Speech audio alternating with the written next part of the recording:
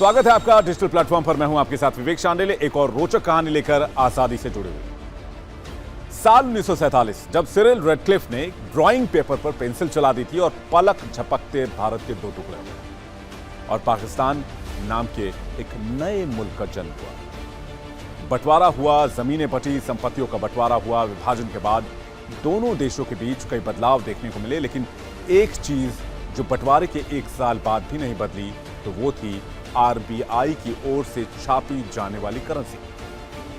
आपको जानकर हैरानी होगी कि भारत से अलग होने के बाद भी पाकिस्तान में 1948 तक भारतीय करेंसी ही इस्तेमाल होती थी। करीब एक साल तक आरबीआई ही भारत और पाकिस्तान के लिए रुपए छापने का काम करती थी। हालांकि पाकिस्तान में इस्तेमाल होने वाले नोट पर पाकिस्तानी सरकार की मुहर लगाई जाती थी।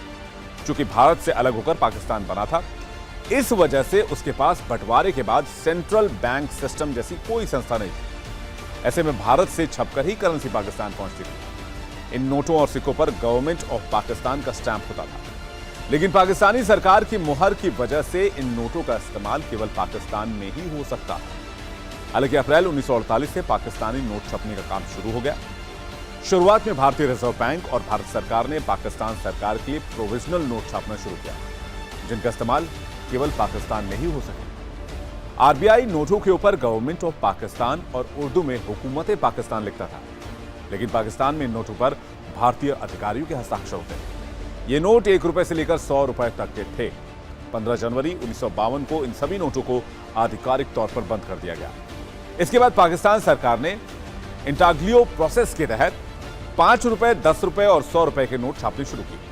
इस प्रोसेस को लंदन की थॉमस डी ला रुई एंड कंपनी ने तैयार किया था।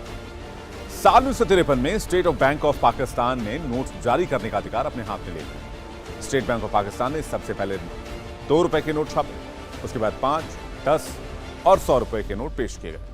हालांकि पाकिस्तान सरकार ने 1980 के दशक तक 1 रुपए के नोट को जारी रखा। आपको बता दें कि आरबीआई ने न केवल पाकिस्तान बल्कि खाड़ी देशों के लिए भी नोट छापे थे। भारत ने यूएई, ओमान और बहरीन के लिए करेंसी छापे। यह सिलसिला 1967 तक चला और खाड़ी देश 1967 तक भारतीय रुपए का इस्तेमाल करते थे। आज पाकिस्तान की आर्थिक स्थिति बेहद खराब है।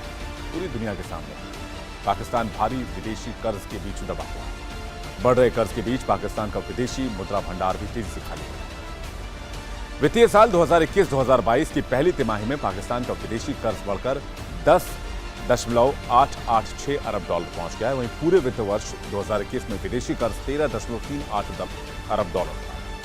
2022 की पहली तिमाही में कर्ज 1.653 अरब डॉलर रहा, जबकि 2020-21 की पहली तिमाही में यह 3.51 अरब डॉलर था।